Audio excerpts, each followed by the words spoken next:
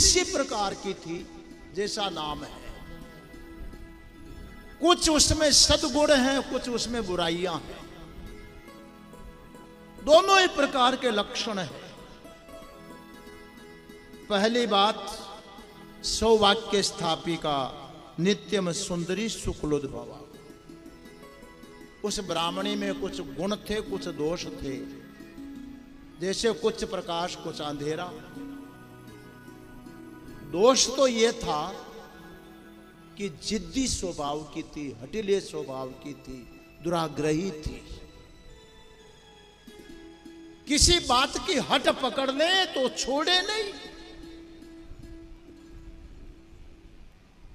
लोकवार्ता क्या, सौभाग्य स्थापिका नित्यम सुंदरी शुक्लोद्भवा। लेकिन शरीर से देखो तो बापा इतनी सुंदर थी, और कुल की दृष्टि से देखो तो बहुत अच्छे कुल में जन्म हुआ।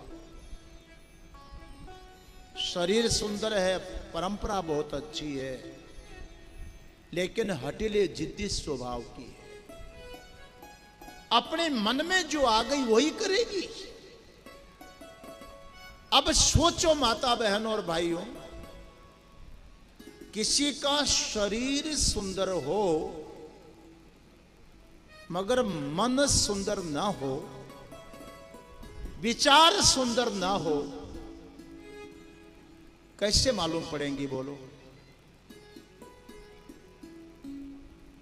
मन मलिन तन सुंदर कैसे,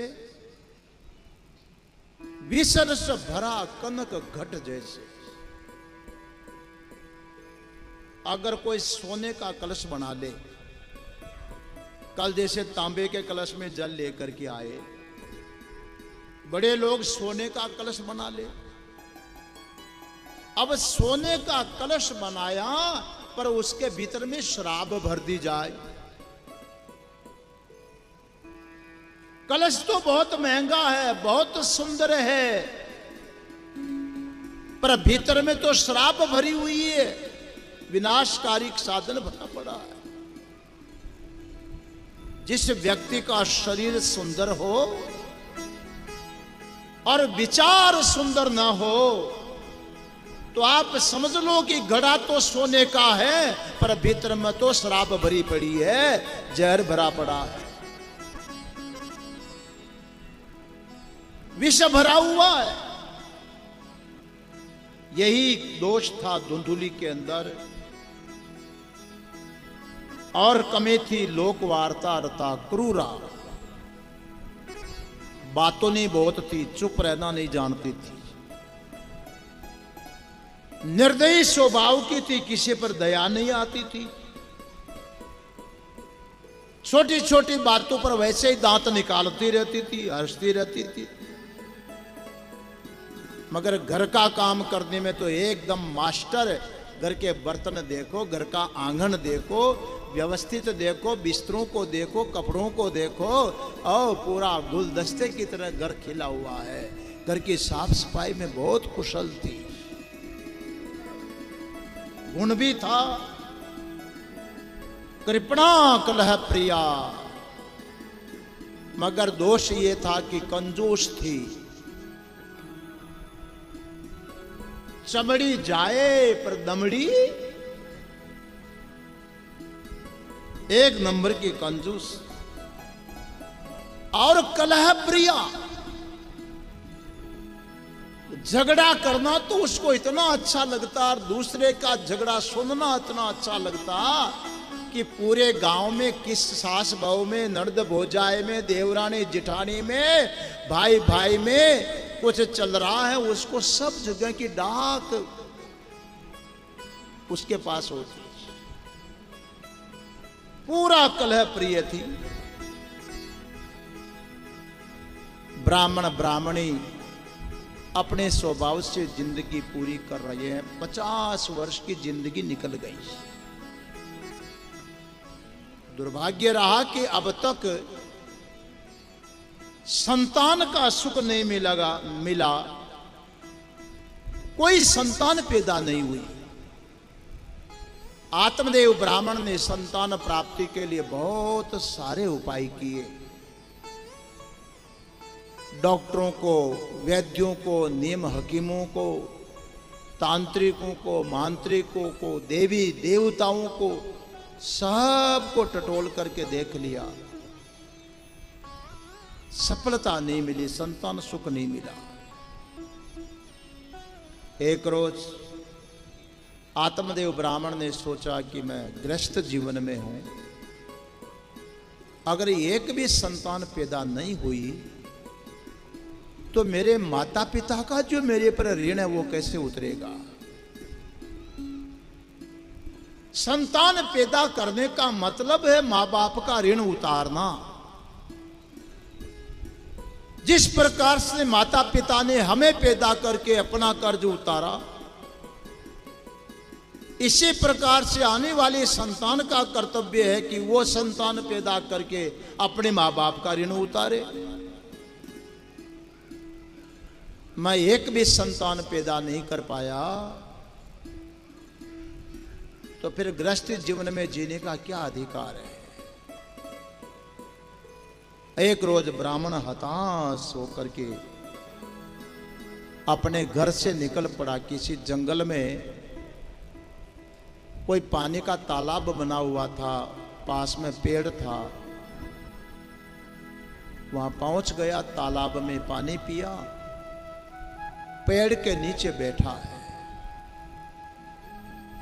थोड़ी देर में देखा कि घूमते फिरते कोई एक संत जी वहां पहुंच गए, उन्होंने भी उस तालाब में पानी पिया। पेड़ के नीचे आकर के महात्मा जी भी बैठ गए। वो आत्मदेव ब्राह्मण खड़ा हुआ, जाकर के महात्मा जी को प्रणाम किया सिर टेक करके, और प्रणाम करने के साथ ही फूट फूट करके रो पड़ा। महात्मा जी ने हाथ पकड़ के उठाया, पूछा, पंडित जी क्यों रो रहे हो, तुम्हें क्या तकलीफ है, बोलो ना। रोता बिलखता हुआ आत्मदेव ब्राह्मण करने लगा, साधु महाराज,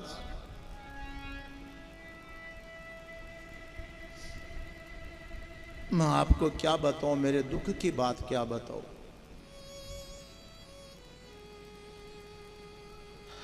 पूर्व पापे न संचितम, मैं तो पूर्व जन्म का बहुत बड़ा कोई पापी प्राणी हूं महाराज। मेरी यह स्थिति है कि मेरे पूर्वजों को जब मैं श्राद्ध तर्पण आदि क्रियाएं करता हूं तो उनको मुझे देख देख करके और मेरी दी हुई श्राद्ध तर्पण क्रिया को प्राप्त करके भी संतुष्टि नहीं होती, बड़े दुखी होते हैं।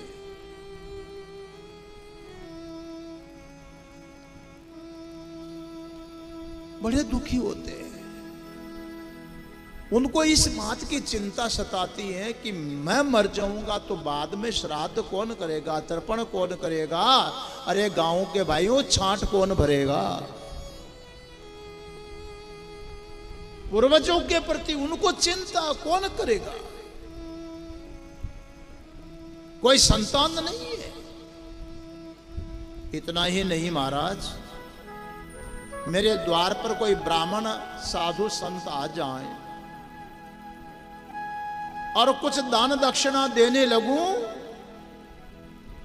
मुझे पूछ लेते हैं कि तुम्हारे बच्चे क्या करते हैं। कहना पड़ता है कि मेरे तो संतान है ही नहीं। इतने में तो वो मेरी दक्षिणा दिए बिना ही चले जाते हैं, खाली हाथ लौट जाते हैं। तुम निसंतान हो, पापी हो, हम तुम्हारी दक्षिणा स्वीकार नहीं करेंगे। वो दक्षिणा भी नहीं लेते महाराज।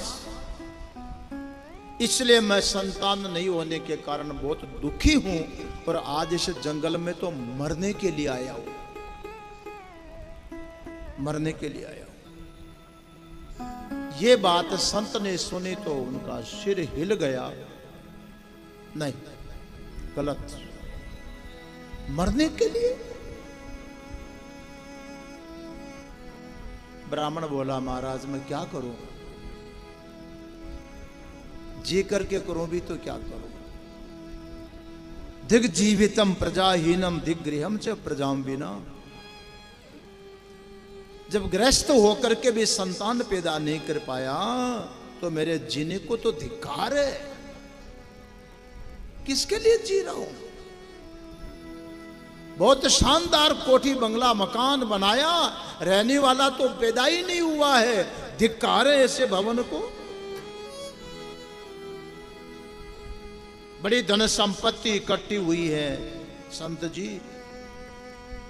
पर खाने वाली संतान नहीं है, वो धन संपत्ति किस काम की? धिक्कार है ऐसे धन को। अच्छे कुल में जन्म लिया पर कुल वंश परंपरा को आगे न बढ़ा सका, वहीं विराम लग गया। धिक्कार है उच्च कुल में जन्म लेने को भी। किस लिए आया हूं मैं? जी करके क्या करूंगा महाराज? संत जी, मैं तो इतना बड़ा पापी हूं, कोई बढ़िया सी गाय खरीद करके ले आऊं, पर वो गाय भी जब मेरे घर पर आ जाती है तो ब्याना बंद कर देती, वो भी माजड़ी हो जाती है, वंध्या हो जाती है, संतान पैदा नहीं होती। मैं कोई आंगन में पेड़ लगा दूं, उसके ऊपर फल नहीं लगता है। और तो और बाजार से कोई फल लेकर के आया, घर में रखा,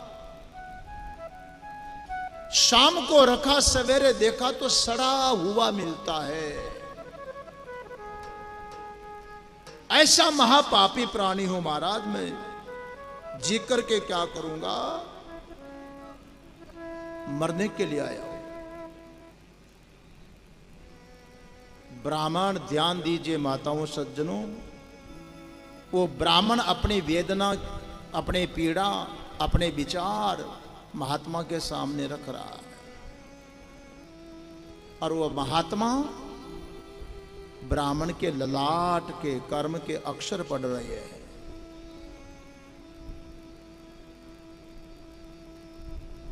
देख लिया उनका ललाट, उनके कर्म देख लिए। महात्मा ने सोचा जो इसकी किस्मत में नहीं है उसके लिए मर रहा है, पर मैं सच्ची सच्ची बात तो इसको बता दूं। सुनो पंडित जी, भले